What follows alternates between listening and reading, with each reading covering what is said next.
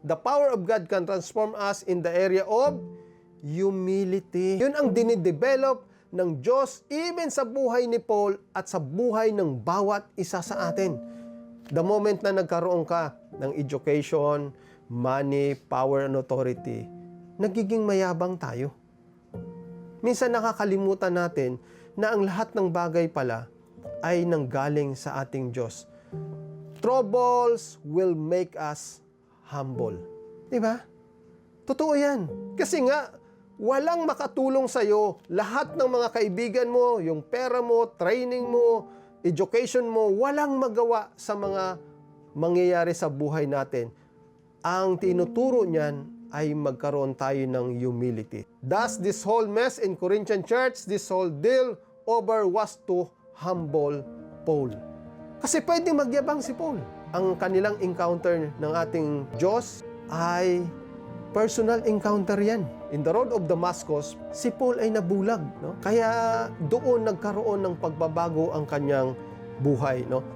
Ano ba yung purpose ng thorn of the flesh? To keep me from becoming conceited because of this surpassingly great revelation. Yun ang sinabi ni Paul. No? Dahil si Paul matindi, pwede siyang magyabang dahil personal ang encounter niya sa ating Diyos. Pwede siya magsabi na isa ako sa mga favored na nangyari sa buhay that God changed the life of Saul, the murderer, into Paul, the servant of Christ. So God's goal in allowing the thorn in the flesh was to keep Paul humble.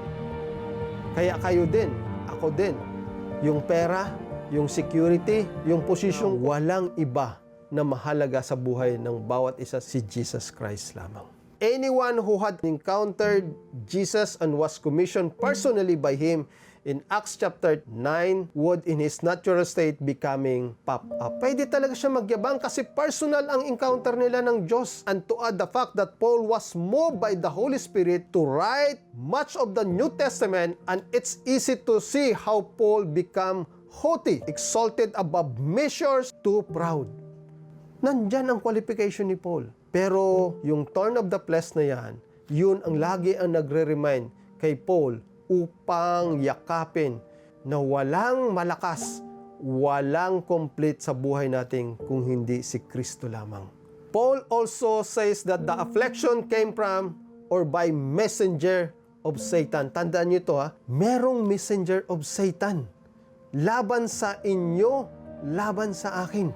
Kaya dapat united tayo. Ipag-pray nyo ang bawat isa sa atin. As God allows Satan to torment Job, God allows Satan to torment Paul for God's own good purpose. Totoo na inaalaw ng Diyos ang demonyo upang itest ang ating pananampalataya. Kaya mag-ingat kayo, huwag niyong isipin, sabi ng Biblia, na kayo'y malakas. Baka kayo ay mabuwal.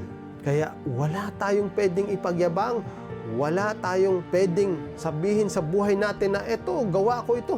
Ang lahat ng yan ay gawa ng Diyos at favor ng Panginoon sa bawat isa sa atin. Sabi ni Charles Spurgeon, you have two choices. You can either be humble or humbled. Trouble is humbling thing. Job was like that. He went through an unbelievable humiliation. But God is in control of everything. All that had to happen, happened. Yan ang sinasabi ko sa inyo at nire-remind ko sa inyo. Kahit meron kayong pera sa bangko, secured ang inyong mga situation, meron kayong posisyon, pwedeng mawala ang mga bagay. Because God wanted to make His point that His servant would be humbled and to never lose their faith. In Job chapter 1, 6-12, nag-usap ang Diyos at ang demonyo. At sabi ni God, kilala mo ba yung aking servant na si Job? Ang sabi niya, kinikilala ka lang na Diyos ka dahil prinobide mo ang lahat ng pangangailangan niya at bless mo siya. At makita natin na yung mga resources o yung mga blessing ni Job ay hindi niya nakuha sa masamang paraan. Dahil ang sinasabi diyan, Job is an upright man. Pero bakit? Why God allowed Satan to attack the family, the personal character of Job? To never lose their faith. Pag binasa mo yung Job 1:6-12, makikita mo doon, inalaw niya na i-torment si Job. At ang sabi pa ng demonyo, hindi yan maghihiwalay sa iyo kasi protektado mo siya. Pero ang sabi ng Panginoon sa 12, sige, bigyan kita ng karapatan na lahat ng mga resources na ibinigay ko ay kaya mong kunin sa buhay ni Job. But, ang kabilin-bilinan ng Diyos, huwag mo siyang patayin. Now, nare-realize ba ninyo yung mga dinanas ni Job? Dinanas ba natin yan? Nawalan ng pamilya. Ilan ang kanyang mga anak? Lahat ng kanyang kayamanan, pati ang kanyang asawa. Dumating na ba tayo sa ganong punto? Kaya makita natin na pinoteksyonan pa rin ng Diyos si Job at sa katapusan ng buhay ni Job, bless ng Panginoon, doble. Tandaan ninyo, sa buhay natin, walang kasiguraduhan. Ang isang sigurado sa atin ay ang Diyos. Kapag may relationship tayo sa ating Panginoon, kaya niyang ibalik anuman ang mawawala sa atin. Kaya niyang doblehin yung mga bagay na mawawala sa atin. Kaya sa atin, maging humble tayo sa paanan ng ating Diyos. Sino pa? In Luke 22:31-32, Simon, Simon, Satan has asked to sift all of you as wheat.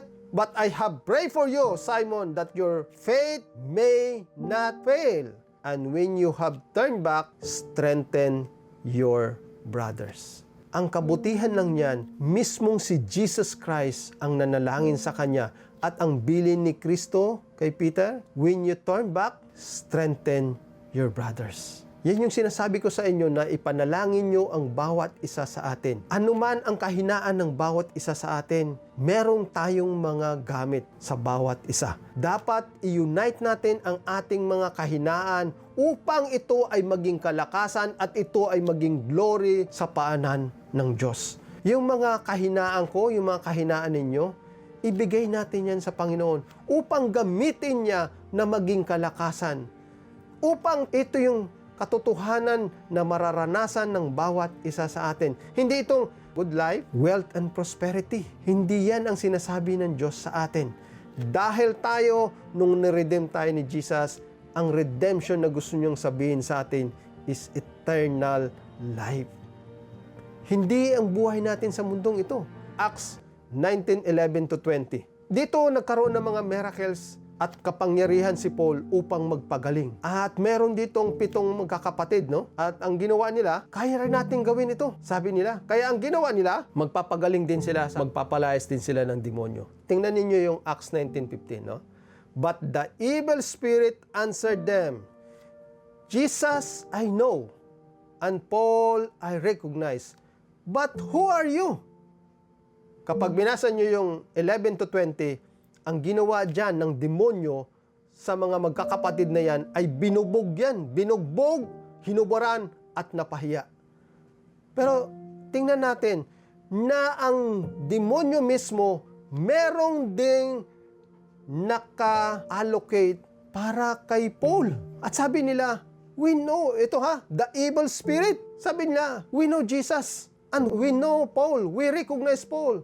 Kaya nung akala nila ganun lang yung pagpapagaling, pagpapalayas ng demonyo, sabi ng demonyo sa kanila, but who are you? Kaya makita natin sa buhay ni Job, sa buhay ni Peter, at sa buhay ni Paul, matutunan natin na pwede palang maging perfect ang buhay natin sa paanan ng Diyos kung ang lahat ng mga kahinaan natin ay ibigay natin sa Kanya. Alisin natin yung mga bagay na pwedeng humadlang upang hindi magawa ang purpose ng Diyos.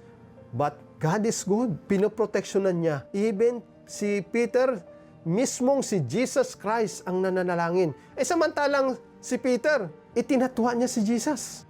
Pero ang Diyos, kapag may purpose sa buhay ng bawat isa sa atin, siya mismo ang masusunod at siya mismo ang gagawa. But dadanas tayo, maging kabahagi tayo ng suffering ni Christ. Philippians chapter 2, verse 5-8, to redeem us, God's Son had to humble Himself. Sino pa yung nagpakababa? Si Jesus Christ mismo. Your attitude should be the same as that of Christ Jesus, who being in very nature God, did not consider equality with God something to be grasped, but made himself nothing, taking the very nature of a servant, being made in human likeness, and being found in appearance as a man, he humbled himself and became obedient to death, even death on a cross.